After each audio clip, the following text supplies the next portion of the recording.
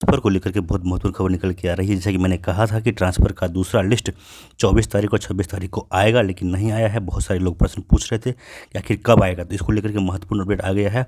Transfer का list कब आने जा रहा है ये मैं आपको बताने वाला हूँ। साथ ही साथ जो विशिष्ट शिक्षक बने हैं उनका प्रान नंबर आना शुरू हो गया है। नई सैलरी, जी हाँ, नया जो सैलरी मिलने वाला है वो सैलरी कब मिलेगा, इसको लेकर के क्या स्टेटस है।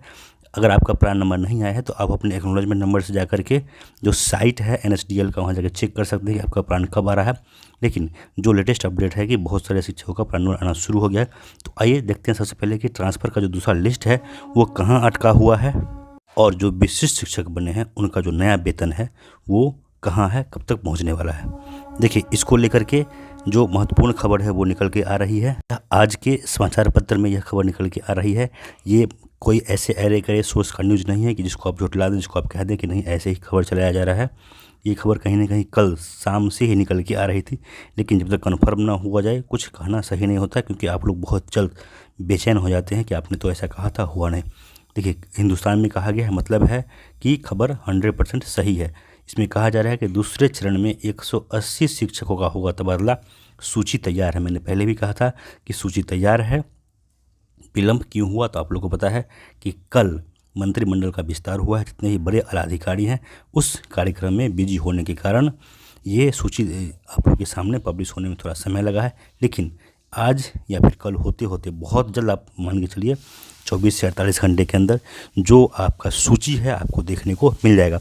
अगर आगे इसमें देखें तो देखिए, कहा गया है कि 250 आवेदनों की स्क्रूटी में मात्र 180 जो हैं वो सही मिले हैं। यानी मैंने पहले ही कहा था, जब से ट्रांसफ़र की प्रक्रिया शुरू हुई है, मैं डे फर्स्ट से कहता रहा हूँ, लोग मानते नहीं हैं कि सबों का ट्रांसफ़र नहीं होगा। ट्रांसफ़र होना है, लेकिन जो ज़हनून होंगे उनका ही ट्रांसफ़र होगा। दूरी में सबसे ज़्यादा समस्या उत्पन्न होने वाला है। बहुत सारे लोग मुझसे प्रश्न भी करते थे कि आपने अप्लाई क्यों नहीं किया, क्योंकि मेरा दूरी बहुत कम था इसलिए मैंने अप्लाई नहीं किया है। लेकिन फिर भी कम दूरी वालों का भी होगा अगर कारण ज़ैनून होगा तो। आगे देखिए, कहा गया है कि तीसरे चरण में 400 आवेदनों की होगी स्क्रूटनी। तो पूरा अगर हम इस खबर को देखें तो देखिए, कहा गया है कि बिहार लोक सेवा आयोग से चयनित 180 शिक्षकों के तबादले की सूची तैयार हो गई है। 1-2 दिनों में इन्हें विद्यालय आवंटित कर दिए जाने की उम्मीद है। यह दूसरे चरण का तबादला होगा। पहले चरण में पुराने वेतनमान के जो 35 टीचर हैं उनका तबादला हुआ। ये सभी कैंसर से दूसरे शिक्षक थे।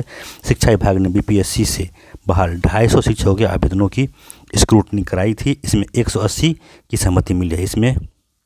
इसके बाद जो है 180 शिक्षकों के आवेदनों को संबंधित जिले में भेज दिया चुका है।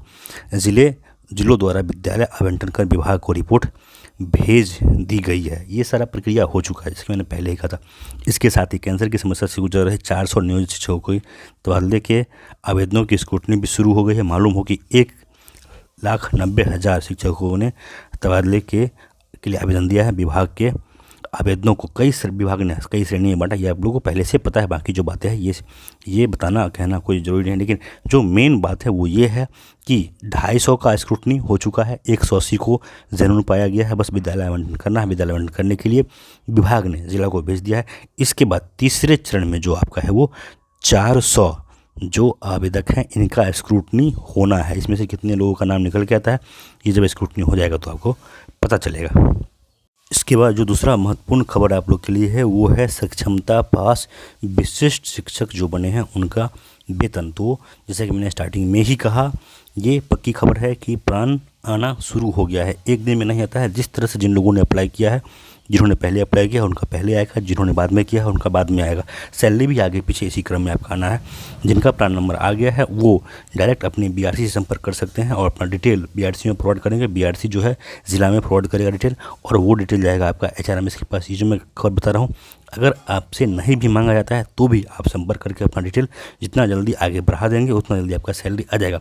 करना क्या है, आपको जैसे ही आपका प्रान नंबर आता है, प्रान नंबर के साथ अपना सारा बैंक डिटेल लेकर के और उसको दे देना है BRC में। वहाँ से जाएगा जिला में और जिला से जाएगा HRMS में, और जैसे ही आपका डाटा वहाँ पहुँचेगा आपका सैलरी आना शुरू हो जाएगा। इसीलिए जैसे ही आपका प्रान आता है आप लोग इस प्रक्रिया में अपने स्तर से लग जाएं, अगर आप चाहते हैं कि आपका सैलरी जल्द से जल्द हो जाए।